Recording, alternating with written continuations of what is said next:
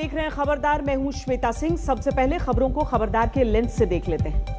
कश्मीर में targeted killing करने वाले आतंकियों का वक्त अब पूरा हो गया है, क्योंकि इन आतंकियों को चुन चुन कर मारने वाली किलिंग मशीन कश्मीर में एक्टिव है। आतंकवादी चाहे जंगल में छिपे हों या किसी कैंप में, ये बचेंगे नहीं। इन दहशतगर्दों को गोली तो खानी ही पड़ेगी। कश्मीर में आतंकियों को थका थका कर मारने की योजना सफलतापूर्वक चल रही है। और आज एक अच्छी खबर कश्मीर से आई है। शोपियां और कुलगाम में 4 आतंकियों को सुरक्षा बलों ने मार गिराया है। इस तरह पिछले 15 दिनों में सुरक्षा बलों ने 17 आतंकियों को मारकर उनके उचित स्थान पर पहुंचा दिया है। आम कश्मीरियों की टारगेटेड किलिंग करने वाले आतंकी अब खुद टारगेट बन गए हैं। वो कहीं भी जाएं, सामने सेना की बुलेट उनका शिकार करने के लिए तैयार है। आज आतंक के छक्के छुड़ाने वाली ग्राउंड रिपोर्ट आपको दिखाएंगे। कश्मीर में माहौल खराब करने की साजिश पाकिस्तान रच रहा है। ऐसे में कश्मीर को लेकर हर हिंदुस्तानी को खबरदार रहना होगा, वहां से नजर नहीं हटाई जा सकती। इसके अलावा क्रूज ड्रग्स केस की जमानत कथा को डिकोड करेंगे। बड़े बड़े वकीलों के पैंतरे भी एनसीबी की दलीलों के सामने फेल हो गए हैं और शाहरुख खान के बेटे आर्यन खान को आज भी जमानत नहीं मिली। आर्यन की जमानत में कौन सा पेंच है, वो कौन सी व्हाट्सएप चैट है जिसने जमानत की लड़ाई को इतना लंबा खींच दिया, ये सवाल ट्रेंड कर रहे हैं। देखना यह है कि अब आगे आर्यन खान का क्या होगा।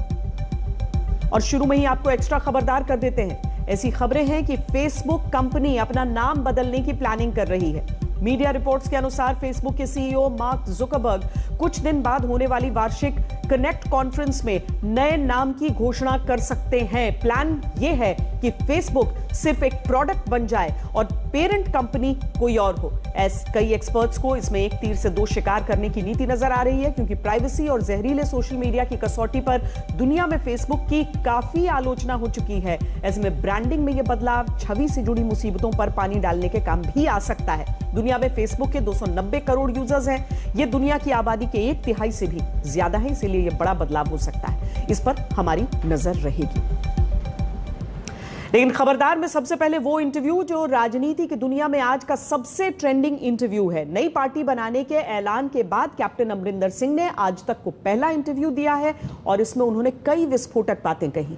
कैप्टन का दावा है कि उनके संपर्क में कांग्रेस के कई विधायक हैं और अगर सिद्धू को नहीं हटाया तो कांग्रेस और गिरेगी। पंजाब की सियासत में अंदर की खबर देने वाले इस इंटरव्यू के हाइलाइट्स से विश्लेषण की शुरुआत करते हैं। कब पार्टी लॉन्च होगी और आखिर क्यों आपने बिल्कुल रास्ता बंद कर दिया कांग्रेस के साथ? नहीं, क्योंकि उन्होंने अपने आप ही किया है। जब किसी को जो इतने 50 साल कांग्रेस के साथ रहा हो, उनको आप एक रात में छुट्टी कर दो तो फिर मैं रिटायर होने वाला तो है नहीं। अभी तो हमारे में दम बहुत है और वो हम यूटिलाइज करेंगे अपने स्टेट के लिए कि हम जितना भी कर सकते हैं अपने स्टेट के लिए हम काम करें। तो जहाँ तक इनके साथ समझौता है, नेचुरली जब अलायंसेस होती हैं दे बिकम मोर स्ट्रॉन्ग, ताकतवर हो जाती हैं। और उसमें मैं समझता हूँ कि बीजेपी के साथ प्रोवाइडेड किसानों का मसला उनके साथ ठीक हो जाए और वो रहें, और जो अकाली दल के हमारे एक सीनियर फैक्शन है, जो मेन अकाली दल बादल वाला नहीं, दूसरा कई लोग हैं बड़े सीनियर लोग, वो सारे इकट्ठे हो जाएं तो we can make a very formidable force बन सकती है। कांग्रेस की पॉलिटिक्स बीजेपी के खिलाफ रही है, आप उसी बीजेपी के साथ अब गठबंधन बना करके चुनाव में उतरेंगे? बीजेपी के साथ पार्टी की अपनी सोच होती है। मेरे साथ कोई नहीं है। I have don't dislike nobody. I have got friends in the communist party. मैं कम्युनिस्ट तो नहीं हूँ। मेरे पास बीजेपी के दोस्त रहे हैं, अकाली दल के दोस्त रहे हैं। मैं अकाली दल में तो नहीं हूँ। तो माई पॉइंट इज़ ये, why do you go to personal issues? Politics होती है इशूज़ पे, not about people and religions. And BJP की अपनी सोच होगी, हमारी अपनी सोच। हम ऐसे तो नहीं कह रहे कि हम बीजेपी को ज्वाइन कर रहे हैं। बीजेपी के साथ अलायंस कर सकते हैं, स्टेट सीट एडजस्टमेंट कर सकते हैं। आपके साथ कांग्रेस के कितने लोग आने वाले हैं? क्या कोई विधायक जो आपके साथ सरकार में थे उनसे आप संपर्क में हैं? मैं आपके साथ कोई नाम या नंबर्स वगैरह नहीं डिस्कस करूंगा, बिकॉज आज लेकिन बहुत लोग हैं हमारे दोस्त जिन्होंने मुझे रिंग किया है, जो हमारे साथ चलना चाह रहे हैं। They want the code of conduct to start, वो आ जाएंगे। और हम बहुत लोग हैं जो अभी जिनको सीट नहीं मिली, वो तो पहले ही तैयार बैठे हैं आने को। मंत्री नहीं बने उनमें से? नहीं, जो जिनको पिछली बार सीट नहीं मिला या मिला और हार गए, वो तो बैठे हैं बाहर ना। वो तो कभी भी आ सकते हैं, आज भी आ सकते हैं। लेकिन जो जीते हुए हैं उनका जैसे होगा ना, अगर आज अनाउंस कर दिया ना किसी एमएलए ने, जो सिटिंग एमएलए है कि मेरे साथ है, उसी दिन उसके वो सब कुछ बंद कर देंगे गवर्नमेंट। सिटिंग एमएलए भी हाँ ऑफकोर्स ज़रूर संपर्क में है, बिकॉज उनको ऐसे हुआ है ना, अभी वो दे रहे हैं पैसे अपनी कंस्टिट्यूंसी डेवलपमेंट के लिए, तो मैं उनका नुकसान नहीं करना चाहता। लेट दिस फिनिश, फिर हम करेंगे। बीजेपी के नेताओं से आपकी बातचीत हुई है, प्रधानमंत्री नरेंद्र मोदी या गृह मंत्री अमित शाह या बीजेपी प्रेसिडेंट जेपी नड्डा से क्या बातचीत हो? देखिए मेरी पिछले 3 महीने में 2 महीने में मेरा ख्याल 2 बार मेरे होम मिनिस्टर से और 1 बार एनएसए से मेरी बात हुई है।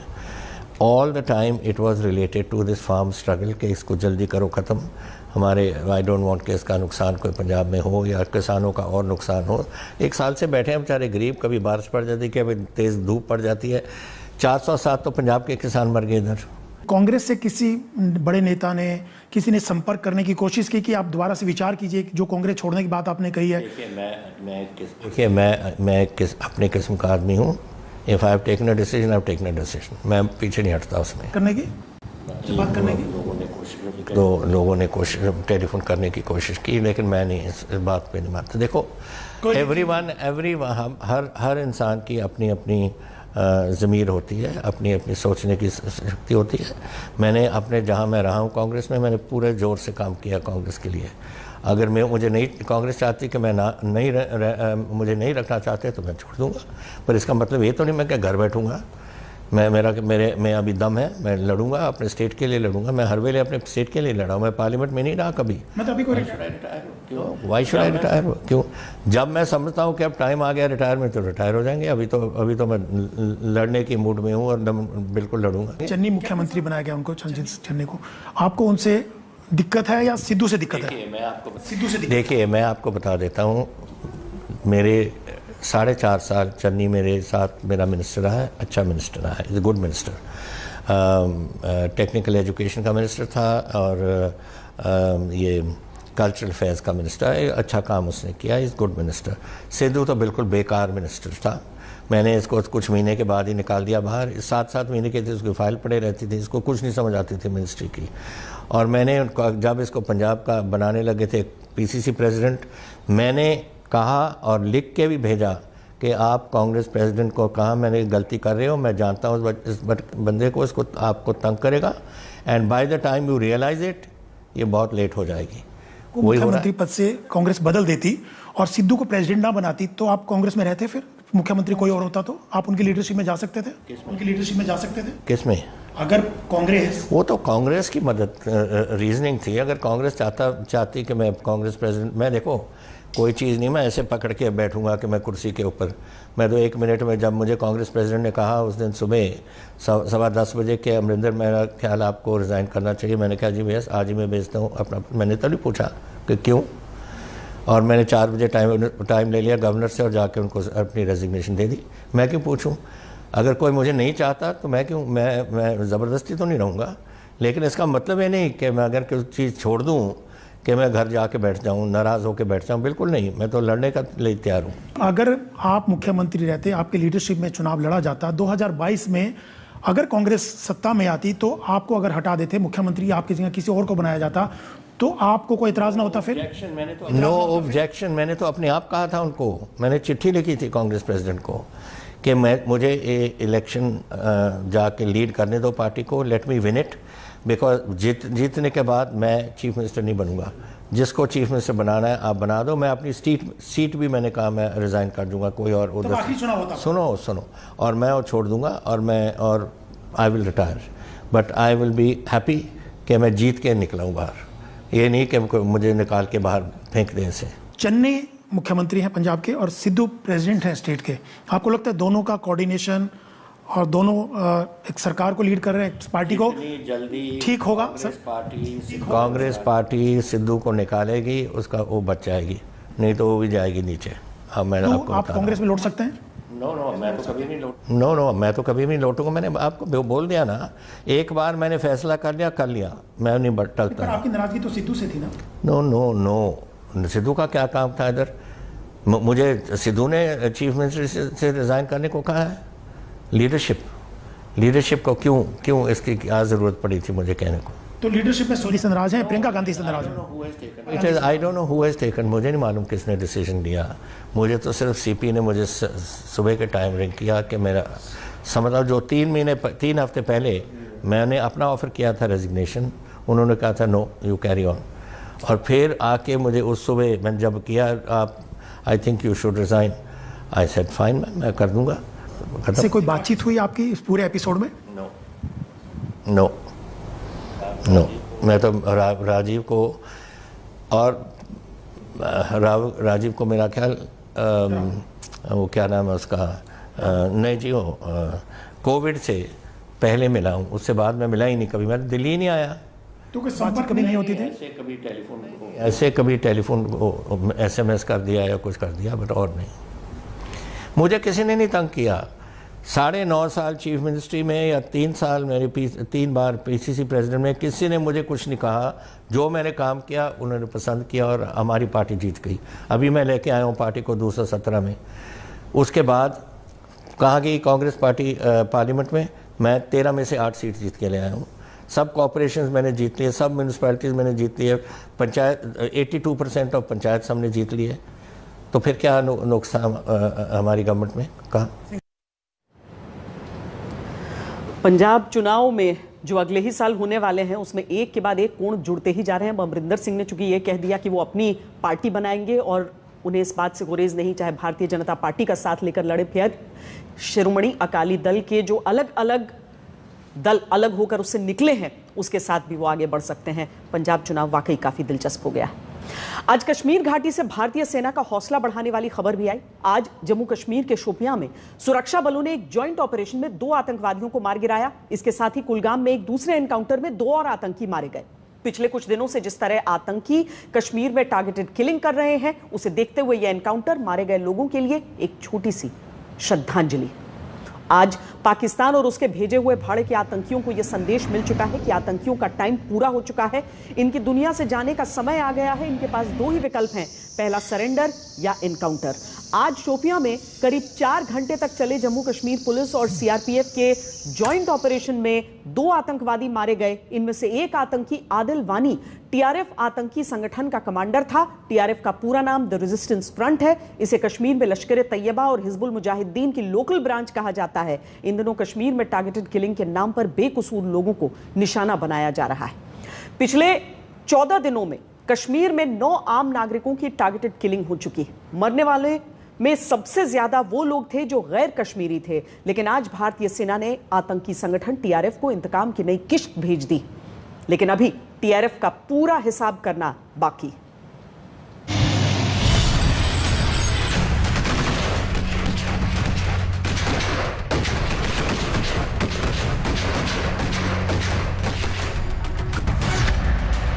ये आतंकियों को सुरक्षा बलों का जवाब है। तुम टारगेट किलिंग करोगे तो हम चुन चुन कर मारेंगे। तुम आतंक फैलाओगे तो हम परमानेंट सफाया कर देंगे। कश्मीर में टारगेट किलिंग करने वाले आतंकी आज मातम मना रहे हैं क्योंकि शोपियां में जम्मू कश्मीर पुलिस और CRPF ने एक जॉइंट ऑपरेशन में 2 आतंकियों को मार गिराया। इनमें एक आतंकी आदिल वानी उसी आतंकी संगठन TRF का कमांडर था जो इन दिनों कश्मीर में टारगेट किलिंग के नाम पर बेकसूर लोगों को मार रहा है।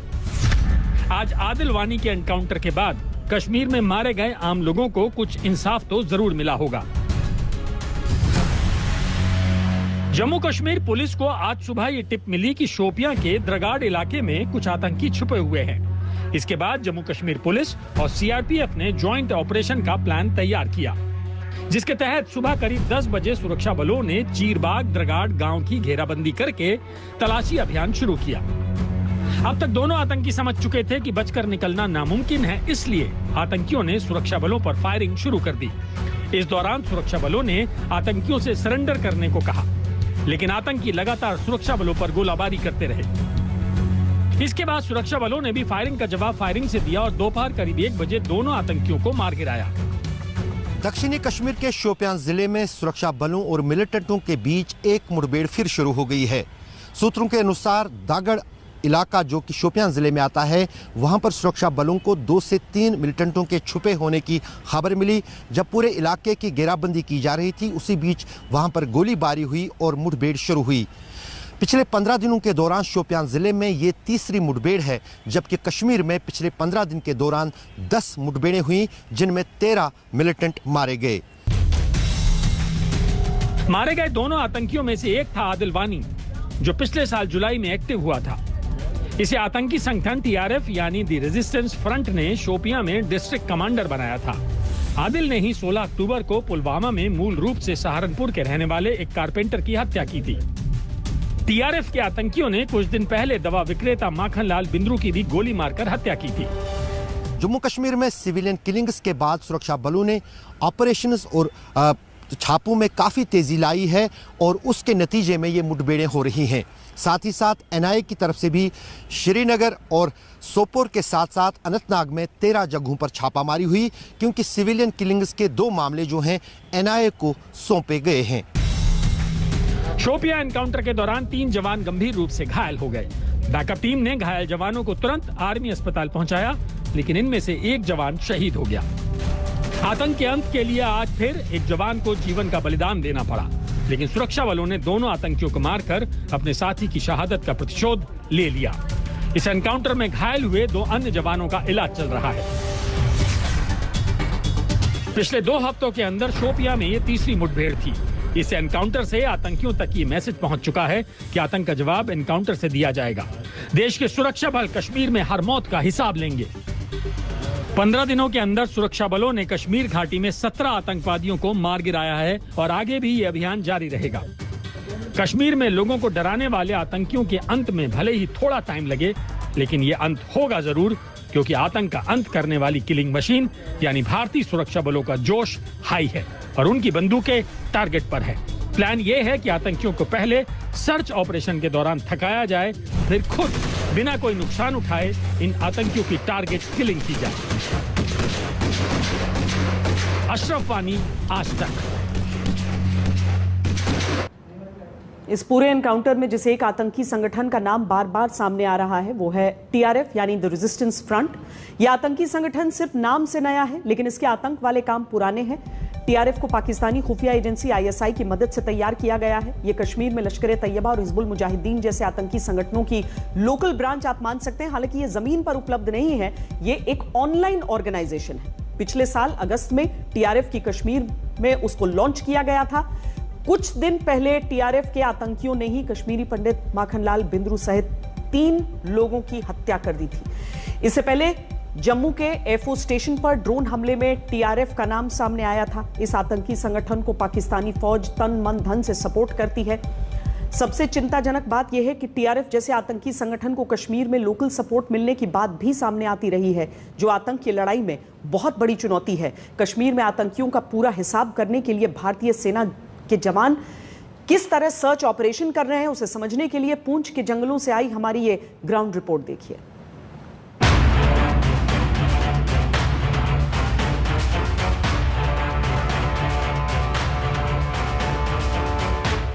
आतंकियों का मरना तो तय है, क्योंकि सेना के जवान आतंकियों के शिकार पर निकल चुके हैं। चाहे घना जंगल हो या ऊंची ऊंची पहाड़ियां, आतंकी कहीं भी छुप जाएं, गोली तो खानी पड़ेगी। ये पुंछ राजौरी के जंगलों में सेना का वो सर्च ऑपरेशन है जिसमें आतंकी पुंछ के रास्ते कश्मीर में घुसपैठ करना चाहते हैं, लेकिन वो ये भूल रहे हैं कि यहाँ सेना के जवान उनके एनकाउंटर वाले टोल टैक्स की तैयारी कर चुके हैं। और राजौरी जिलों में चल रहे आतंकवाद विरोधक अभियान का आज 10वां दिन है और यहाँ पर आप देख सकते हैं कि सेना की टुकड़ियां जो है, सेना की टीम्स जो है जंगल के इलाके की तरफ जा रही हैं और ऑपरेशन जो है अभी भी लगातार जारी है और प्राथमिकता यही है कि आतंकवादियों की जो लोकेशन है उसको जल्द से जल्द जो है पता लगाया जा सके उसका और उनको ढेर कर दिया जाए। फिलहाल सेना की जो टीम्स है वो जंगल के इलाके की तरफ जा रही हैं और आतंकवादियों का पता लगा रही हैं। पुंछ इलाके के नरखास के घने जंगल में आज सर्च ऑपरेशन का 10वां दिन है। सेना के जवान घने जंगलों में चप्पे चप्पे पर आतंकियों की तलाश कर रहे हैं। अब मिली जानकारी के मुताबिक जंगल में करीब 6 आतंकी छुपे हुए हैं जो कश्मीर में घुसकर दहशत फैलाने की कोशिश में है। ये वही जंगल है जिसे पार करके आतंकी अक्सर पीओके के रास्ते कश्मीर में दाखिल होते हैं, लेकिन सेना की चौकन्नी निगाहों से बचना आतंकियों के लिए मुश्किल होगा। जो अभी तक सूत्रों के हवाले से जानकारी मिली है उसके अनुसार 4 से 5 आतंकवादी जो है जंगल के इलाके में छिपे हुए हो सकते हैं। तलाशी अभी भी जो है जारी है, उनकी तलाश अभी भी जारी है और सुरक्षा बल जो है बिल्कुल डटे हुए हैं और एक एक करके जो है कदम आगे बढ़ा रहे हैं, आतंकवादियों का पता लगवा रहे हैं और जैसे ही उनको आतंकवादियों की लोकेशन पता लग जाएगी उनको ढेर कर दिया जाएगा, ऐसी उनकी प्राथमिकता है। पिछले 10 दिनों में आतंकियों के साथ सुरक्षा बलों का 3 बार आमना सामना हो चुका है, लेकिन सेना की तलाश अब भी जारी है। इंटेलिजेंस एजेंसियों से मिले इनपुट के मुताबिक पाकिस्तान से आए आतंकियों के साथ पाकिस्तानी आर्मी के स्पेशल सर्विस ग्रुप के सैनिक शामिल हो सकते हैं, क्योंकि पाकिस्तानी आर्मी के सपोर्ट के बिना सीमा पर किसी आतंकी ग्रुप का इतने दिनों तक टिकना बहुत मुश्किल है। इसलिए आतंकियों तक पहुंचने के लिए एडवांस सर्विलांस उपकरणों की मदद ली जा रही है, जिसके जरिए आतंकियों के इस्तेमाल किए गए डिवाइस जैसे फोन, इंटरनेट डिवाइस या वॉकी टॉकी के सिग्नल से उनकी लोकेशन का पता लगाया जा सके। मेरे पीछे जो आप ये जंगल देख रहे हैं, पहाड़ देख रहे हैं, इन्हीं में कहा जा रहा है कि जो है आतंकवादी छिपे हुए हैं। लगातार जो है तलाशी अभियान चल रहा है, रुक रुक कर जो है गोलियों की आवाज भी सुनाई दे रही है। इस स्थान से आगे जो है मीडिया को नहीं जाने दिया जा रहा है। हम आपको यहाँ से तस्वीरें दिखाते हैं, आप देख सकते हैं कि कितना दुर्गम स्थान है, ऊंची ऊंची पहाड़ियां हैं, घने जंगल है और ये बहुत ही चुनौतीपूर्ण ऑपरेशन है सुरक्षा बलों के लिए। इसीलिए इस ऑपरेशन में जो है समय लग रहा है, लेकिन फूक फूक कर जो है सुरक्षा बल जो है कदम आगे बढ़ा रहे हैं और आतंकवादियों का पता लगवा रहे हैं। आतंकियों और सुरक्षा बलों के बीच फायरिंग में किसी आम आदमी को नुकसान न पहुंचे, इसलिए पुंछ जिले के भट्टा दूरियां और एलओसी से सटे गांवों में धर्म गुरुओं की मदद से मस्जिद से मुनादी भी कराई जा रही है कि लोग घरों में ही रहें। केवल अपने अपने बाल बच्चों को लेकर, बाल मवेशियों को लेकर अपने अपने घरों में बंद हो जाए।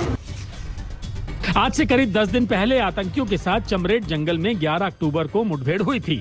तब आतंकियों की तरफ से सेना की टीम पर फायरिंग की गई थी, जिसमें 4 जवान शहीद हुए थे। उसके बाद आतंकियों ने अपने ठिकानों को बदल दिया। आतंकी अब भाटा धूलियां जंगल में छिपे हुए हैं। यहाँ पर भी 14 अक्टूबर को आतंकियों के साथ सेना का मुकाबला हुआ था, जिसमें जेसीओ समेत 4 जवान शहीद हो गए थे, लेकिन आतंकी फिर से भागने में कामयाब रहे। पुंछ राजौरी के जंगल में चल रहा ये सर्च ऑपरेशन कितना अहम है, इसकी तस्दीक कल army chief general Manoj Mukund Naravane के दौरे से हो चुकी है। जनरल नरवणे सर्च ऑपरेशन और सुरक्षा हालात का जायजा लेने के लिए पुंछ सेक्टर के दौरे पर थे। कल जो है यहाँ पर सुरक्षा बलों ने जो है धार्मिक जो नेता है उनकी भी मदद ली और मस्जिदों से जो है ये घोषणा की गई, सभी लोगों से कहा गया कि वो अपने घरों में रहे, घरों से बाहर ना जाए। अगर वो खेतीबाड़ी का कुछ काम कर रहे हैं तो फिलहाल उसको बंद कर दें। जैसा कि आप देख सकते हैं कि इस गांव में जो मकान है, कोई भी व्यक्ति जो है बाहर नहीं है, सभी जो है इस समय अपने घरों में हैं। पुंछ सेक्टर में आतंकियों का सर्च ऑपरेशन चल रहा है, तो श्रीनगर में हाल के आतंकी हमलों को देखते हुए सुरक्षा चाक चौबंद कर दी गई है। सुरक्षा व्यवस्था को और मजबूत करने के लिए सीआरपीएफ की महिला कांस्टेबल लाल चौक से गुजरने वाली हर महिला की तलाशी ले रही हैं। सेना को शक है कि आतंकी अपनी मदद के लिए कश्मीर के लोगों का इस्तेमाल कर सकते हैं। महिलाओं की सेना यानी जो आसाम राइफल्स की महिला शाखा है, उसको भी श्रीनगर के जगह जगह पर तैनात करके सीआरपीएफ महिला दल के साथ महिलाओं की तलाशी के लिए तैनात किया गया है, ताकि आतंकी जो हैं वो हथियार को एक जगह से दूसरी जगह ले जाने में महिलाओं की मदद ना ले। कश्मीर में आतंकियों की नो एंट्री के लिए पुंछ में सर्च ऑपरेशन तब तक जारी रहने वाला है जब तक आतंकी जिंदा या मुर्दा पकड़े नहीं जाते। भारतीय सुरक्षा बलों की तैयारियों को देखकर यह साफ है कि सेना के जवान जब तक इन आतंकियों का सफाया नहीं कर देते तब तक जंगल में डटे रहेंगे। अशरफ वानी के साथ सुनील जी भट्ट, आज तक। पिछले 15 दिन में जम्मू कश्मीर में आतंकियों के खिलाफ 11 मुठभेड़ हुई हैं। इन एनकाउंटर्स में अब तक 17 आतंकी मारे जा चुके हैं। 2019 में पुलवामा अटैक के बाद से भारतीय सेना ने करीब 540 आतंकियों का कश्मीर में एनकाउंटर किया है और इस दौरान 168 सैनिकों ने आतंक का खात्मा करने की राह में अपने जीवन का बलिदान दिया। आतंक के खिलाफ जंग बहुत लंबी है, लेकिन भारतीय सेना के जवान कश्मीर और कश्मीर के लोगों की सुरक्षा के लिए डटे हुए हैं। हालांकि एक तरफ आतंकियों को ठिकाना लगाया जा रहा है, तो कोई ना कोई ऐसा तरीका भी ढूंढना होगा कि जो स्थानीय कश्मीरी युवक हैं वो उस राह पर न जाएं। रिक्रूटमेंट पर भी अंकुश लगाने की आवश्यकता है। रुक रहे हैं एक ब्रेक के लिए। ब्रेक के बाद ये समझने की कोशिश करेंगे कि शाहरुख खान के बेटे आर्यन खान की जमानत अर्जी को लेकर बड़े बड़े वकीलों के पैंतरे कैसे एनसीबी की दलीलों के सामने फेल हो गए। ये आज की ट्रेंडिंग खबर है। इसमें कानून के दांव पेच भी है और इस पर राजनीति भी एक्टिव हो गई है। इस विश्लेषण के लिए बस इस ब्रेक के बाद तक इंतजार कीजिए। रहिए खबरदार।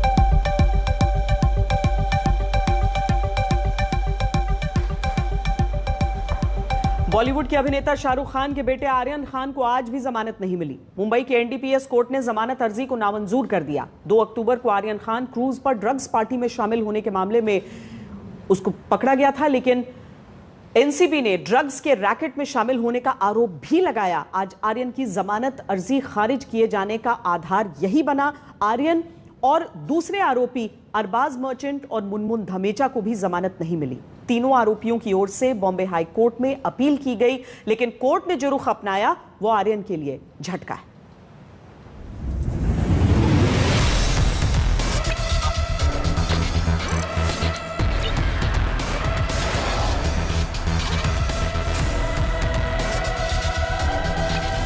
फैमिली रियूनियन की ख्वाहिशों को नाउम्मीदी मिली।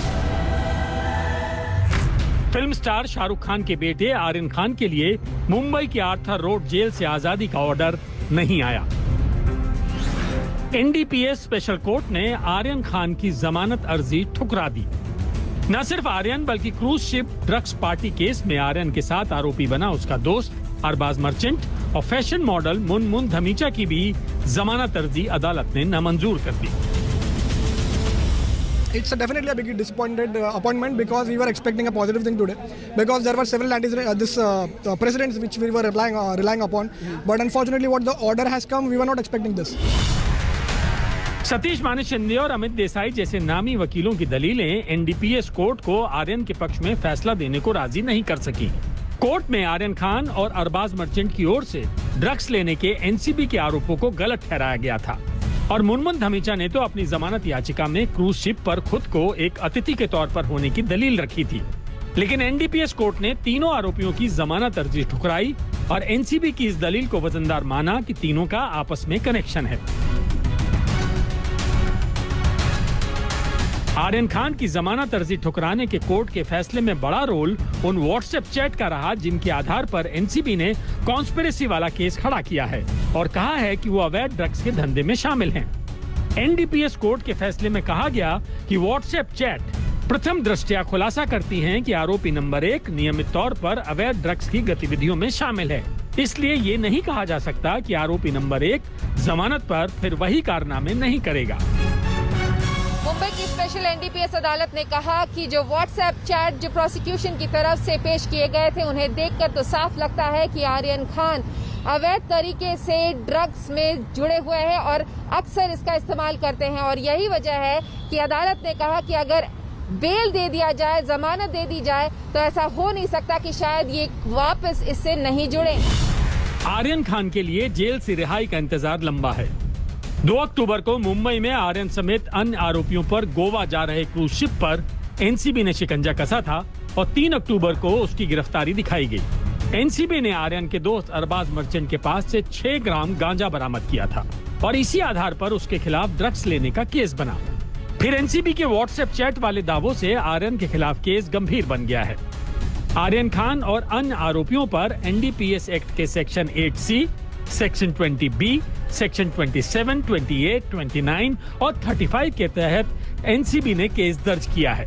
यानी ड्रग्स लेने, उसकी खरीद करने और उसको बेचने जैसे संगीन आरोप उन पर हैं।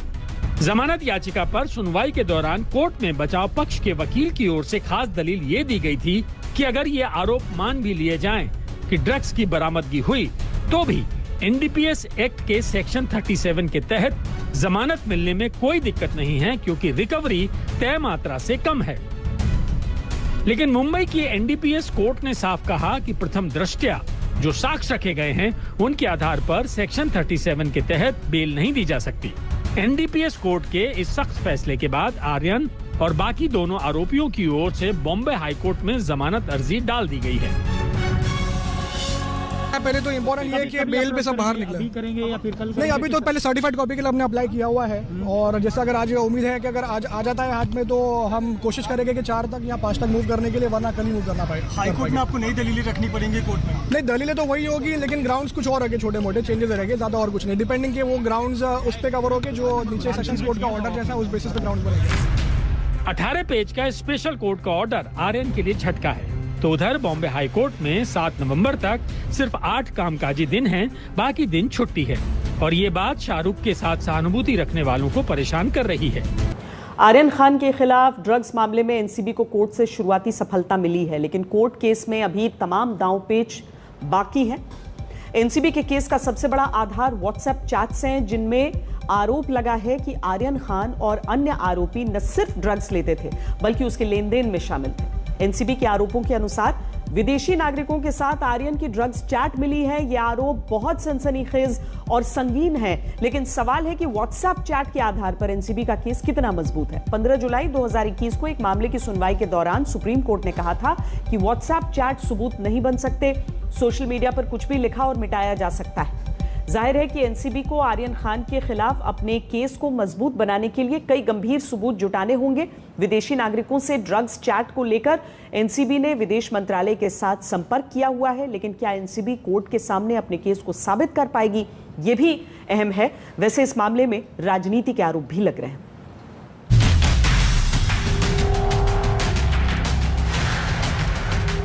एक और आर्यन शाहरुख खान है तो दूसरी ओर कानून के तहत हर किसी के साथ बराबर के सुलूक की सीमा है। लेकिन आर्यन है तो फिल्म सुपरस्टार का बेटा।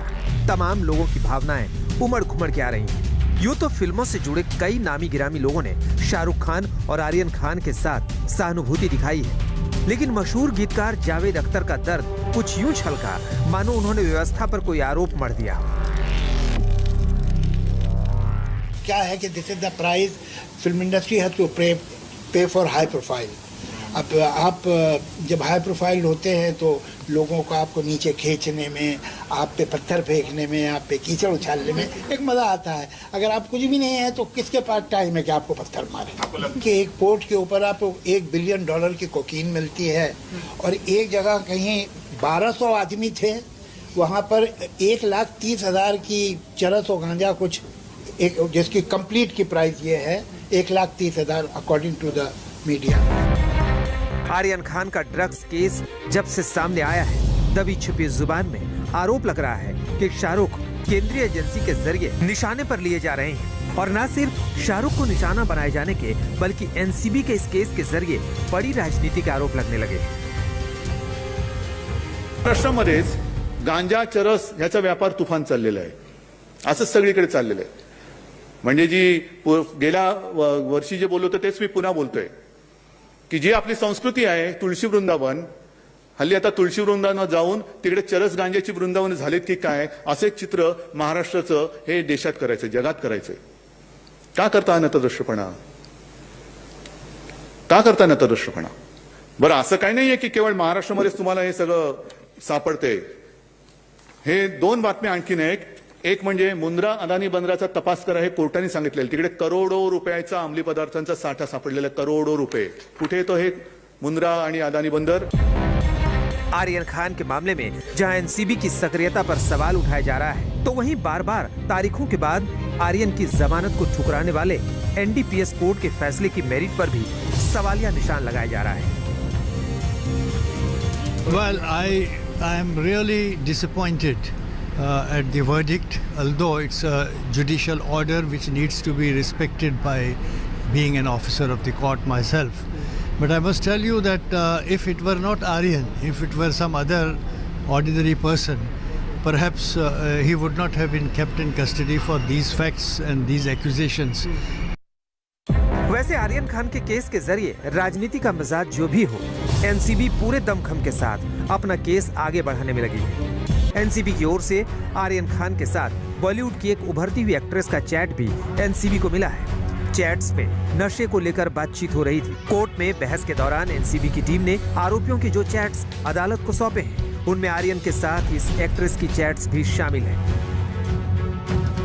व्हाट्सएप चैट्स के आधार पर पुख्ता केस बनाने वाली एनसीबी के लिए ये सम्मान की लड़ाई भी है। आर्यन के मामले को देख रहे एनसीबी के जोनल डायरेक्टर समीर वानखेड़े ने आर्यन की जमानत ठुकराए जाने पर सत्यमेव जयते कहकर अपनी खुशी जाहिर की। कहेंगे सर के आरोपों पर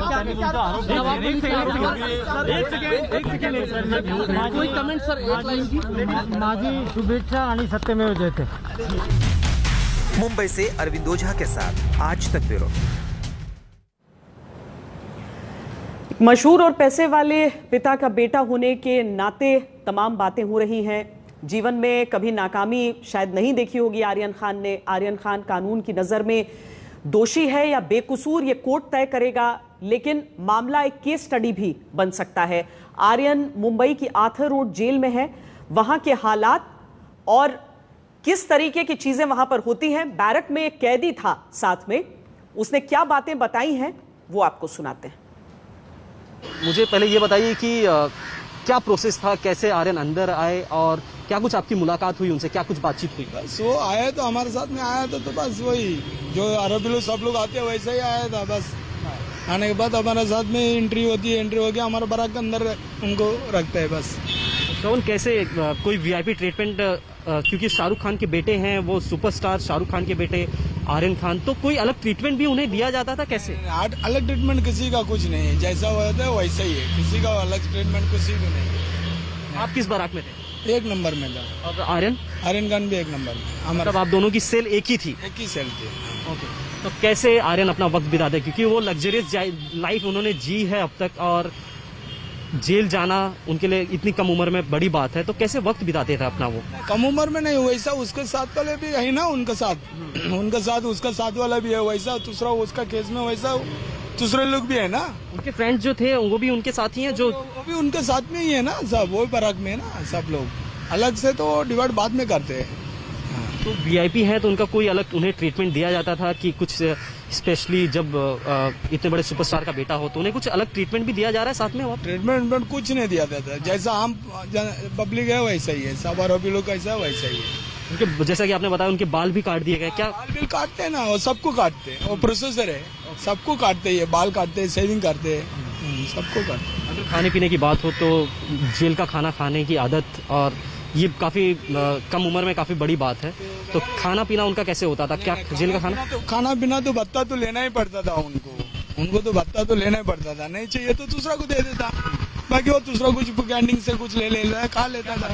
बिस्किट खाते थे, मतलब जब से उनकी गिरफ्तारी हुई तब से बिस्किट खा के अपना बिस्किट ही मिलता है उधर, दूसरा कुछ नहीं। कोई ऑप्शन था उनके पास कि कुछ और खा सकते थे, कुछ और खाया हो? और काजने के लिए कुछ नहीं है, काजने में मनी ऑर्डर आएगा तो मनी ऑर्डर से कुछ मंगा सकते हैं कैंटीन से, बस।